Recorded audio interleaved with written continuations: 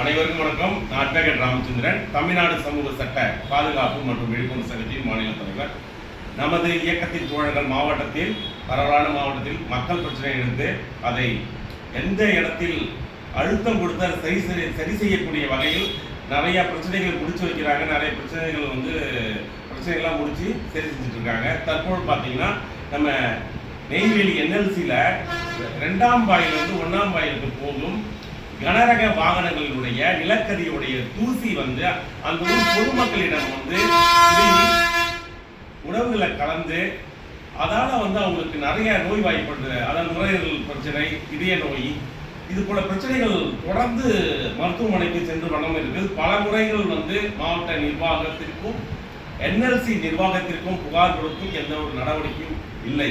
அதனால நம்ம சங்கத்தின் பயணிக்கக்கூடிய மாநில அமைப்பு செயலாளர் புரட்சி போஸ் அவர்கள் வருகின்ற 7/7/25 திங்கட்கிழமை மாலை NLC சுரங்கம் முன் வாயில் ஒரு ஆர்ப்பாட்டத்தை நடத்த வேண்டும் என்று பொதுமக்களுக்காக நம்ம முன்னெடுத்திருக்கோம். இதுக்காக நம்ம சங்க தோழர்களும் வராங்க, பொதுமக்களும் வராங்க.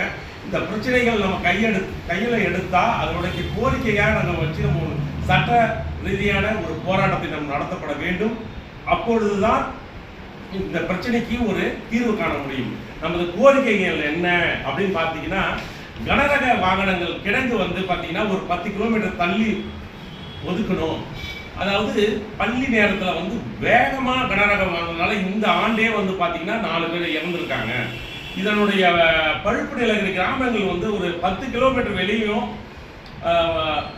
மக்கள் உடல்நலம் அதாவது மாதந்தோறும் ஒரு சிறப்பு சிகிச்சை அவங்களுக்கு NLC செய்யணும். இது போல கோரிக்கைகளை நிறைவேற்றணும். அதே போல பிரேக்கு பரிசோதனை பயிற்சி ஓட்டுநர் சரியா இருக்கணும்.